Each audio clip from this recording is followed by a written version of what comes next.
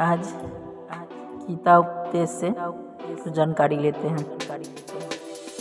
प्रातःकाल ही कुरुक्षेत्र की रणभूमि में कौरवों और पांडवों की सेनाएं आमने सामने डटी थी। ये महाभारत की कहानी है।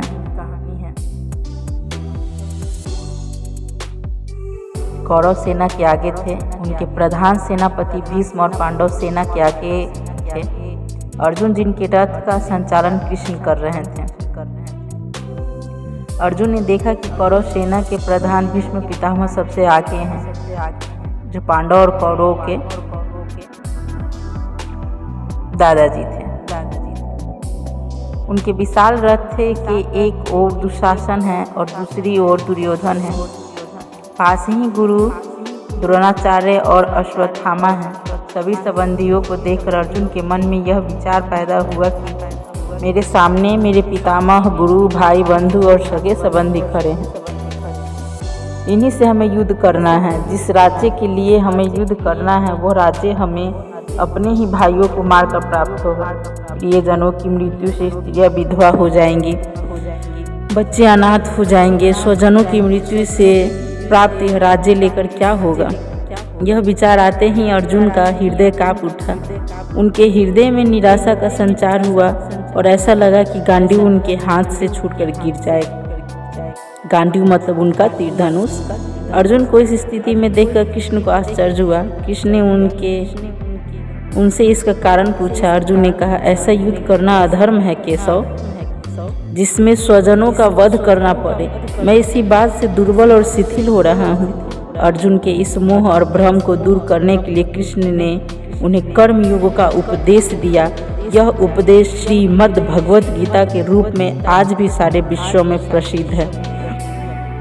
कृष्ण ने अर्जुन को उनका धर्म समझाते हुए कहा, हे अर्जुन, तुम एक निमित्त मात्र हो, होनी पहले हो चुकी है।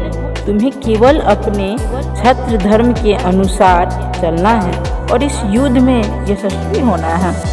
स्वजनों के प्रति मोह के कारण तुम्हें अपने धर्म से विमुख नहीं होना चाहिए।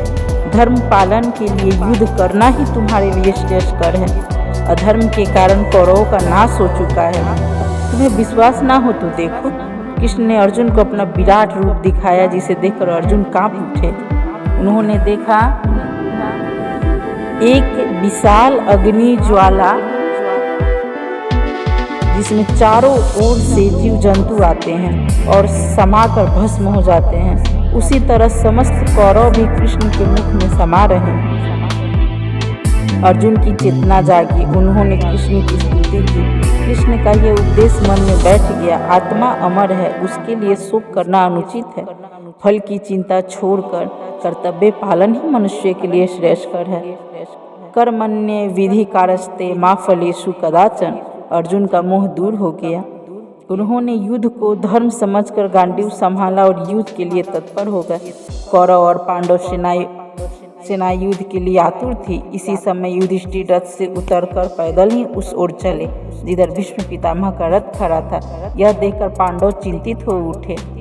भीम, अर्जुन आदि को युधिष्ठिर का यह आचरण अच्छा नहीं लगा, पर युधिष्ठिर सीधे भीष्म की ओर बढ़ते गए। कृष्ण ने पांडवों को समझाया कि आप लोग धैर्य रखें। युधिष्ठिर युद्ध के समय भी गुरुजनों को प्रणाम करने और आशीर्वाद प्राप्त करने जा रहे हैं। ऐसे संकट के समय भी वे अपना धर्म पालन नहीं भूल सकते।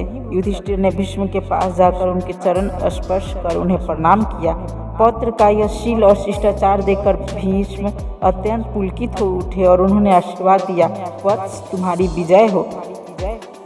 भीष्म से आशीर्वाद प्राप्त कर युधिष्ठिर द्रोणाचार्य और कृपाचार्य के पास भी गए और उन्हें प्रणाम कर उनसे भी विजय का आशीर्वाद प्राप्त किया। युधिष्ठिर की इस धर्म नीति को देखकर धृतराष्ट्र का पुत्र युत्सु इतना प्रभावित हुआ कि कौरव सेना छोड़कर पांडवों से जा मिला। युधिष्ठिर ने उसे गले लगा लिया।